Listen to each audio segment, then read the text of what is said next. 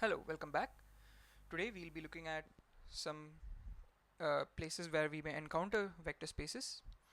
So it has been all theory up till now. Let's look at some real life applications. And the most the most commonly occurring situation where vector spaces are there is linear systems. And there are a lot of linear systems. It occurs in many branches of engineering, but I'll be considering something simple, and that will be the spring mass system. Okay, so this is the part where refreshing your ordinary differential equations would be a nice thing to do. And if you don't understand where uh, this equation is coming from, just follow along. I'll I'll make it simple for you. Okay, so in a spring mass system, let's say we have a block. It has a mass of m kgs. It's attached to a spring, the other end of which is attached to a wall. The spring over here has a spring constant of k, which is basically a measure of how much resistance the spring provides when you pull it or push it, because in both cases the spring will apply a force opposite to the direction of displacement, and it will basically try to resist the block being moved. Okay, now this x vector, the x vector, which is a element of R3, is basically the displacement of the mass from the equilibrium position. So there will obviously be equilibrium position where the spring won't exert any force. You pull it or push it. Uh, you pull it or push it with respect to the equilibrium position, and the spring will start exerting a force which will be opposite to that displacement. That's the whole point. And so x vector that I have defined here, that is the displacement from the equilibrium position, is a function of time. Obviously it will change. The location of m with respect to the equilibrium position will change with time. Yeah, that's the sort of situation I'm considering here. So suppose I have just pulled it over here and left the mass. Now the mass will just oscillate about. Yeah. So why does that happen? The first thing is, when I just pulled the mass, when I was pulling it, I was balancing the force from the spring. But now when I let it go, I let the spring forces take over. That's the whole thing. And in that situation, the mass times the acceleration is equal to the force. That's Newton's second law. And so mass times acceleration being a vector over here, is the force, and the force applied by the spring is obviously going to be opposite to the displacement, and it will also be proportional to the displacement. The proportionality constant is k, that's the spring constant. And that's what this equation is all about. Is it's F equal to ma. F and a are vectors over here, as they should be.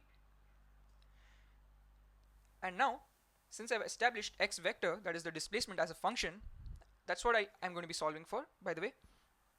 Now that I've established this as a function that takes an input from r, that is the time, and spits out an output from R3, that is the location. Oops. It's pretty clear that only certain functions, certain vector valued functions are going to fit the profile. Not all functions of this type are going to solve this. And what I'm saying is, any function, any vector valued function that solves this differential equation, the set of all those form a vector space. And I'm not going to go and prove each and every rule and establish this as a vector space. In fact, I'm going to try to minimize the number of rules that I need to prove. I've already established what the geometry of R3 is like, how addition and scalar multiplication in that works. And so I don't think I need to prove things like commutativity, associativity, what else, distributivity. Those things I don't need to prove. Those are all useless. They're trivial actually. All I do need to prove is that if I have x1 and x2, which are solutions to this differential equation, x1 plus x2 is also a solution, and so is a times x1 for any a belonging to the set of real numbers. And the set of real numbers is going to be the field that is the component of the vector space. Alright. Okay. And second is identity. What will be the additive identity of this vector space? Obviously, the additive identity of this vector space is going to be the zero vector, or more specifically, the function that spits out a zero vector for all possible time values. That's what's the additive identity. Okay, please verify that this thing actually satisfies the differential equation. So d square x over dt squared, if you put 0 in that, this value will become 0, and anything times the 0 vector is 0, and on the RHS x is also 0, so this is also 0 vector, both are equal. This 0 function is a valid solution. And additive inverse is also pretty trivial, right? Like just component wise negate each of the values. That's not a problem. Okay, now all I have to establish is that x1 plus x2 is also a solution, and so is a times x1. I'll write down the differential equation again. This is the differential equation. x1 and x2 are solutions, so these two things will be valid. I'll actually mark that as equation 1, these two together. Now if is x1 plus x2 valid, that we can find out by adding these two equations together. So that will result in m times x1 double dot. So x1 double dot is a short form for d square x1 over dt squared. So m times x1 double dot plus m times x2 double dot is minus kx1 minus kx2. Okay, so using the distributivity from R3, I can write this as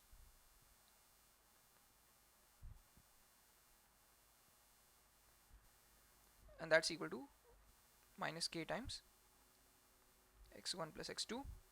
Okay, the RHS has been solved. It's only the LHS that needs to be solved right now. Now can we write x1 plus x2 as x1 plus x2 whole double dot? Can we write it like this? Well, of course we can write it like this, because the differential operator, that is this d square over dt squared, it's actually linear. So that's where the name of linear systems comes from. Like if I have df plus dx and plus dg plus dx, so basic calculus, then obviously this is equal to d of f plus g over dx. So the differentiation of the sum is the sum of the individual differentiations.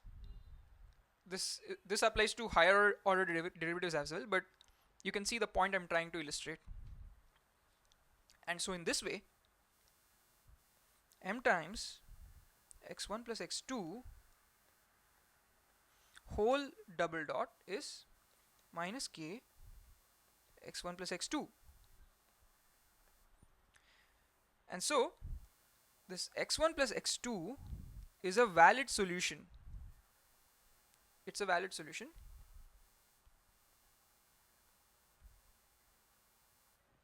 And similarly, is a times x1 also a valid solution? Now, for that, let's multiply the first equation, that is m times d square x1 over dt squared equals minus kx1. Let's multiply that with some real number a.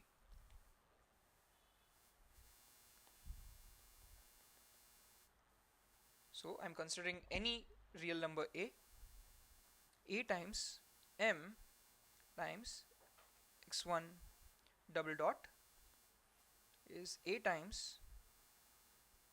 minus a times k times x1.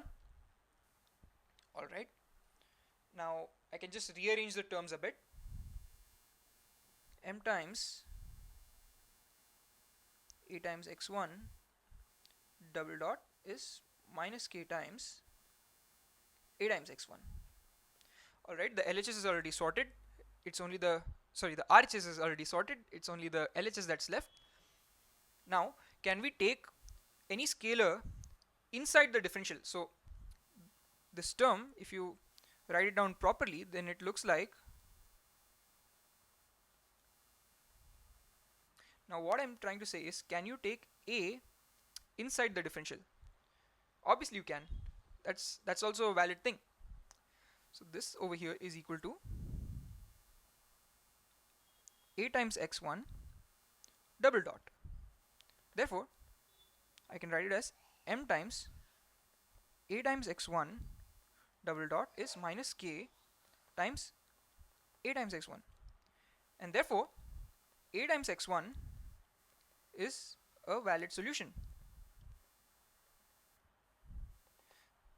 Therefore, closure is established.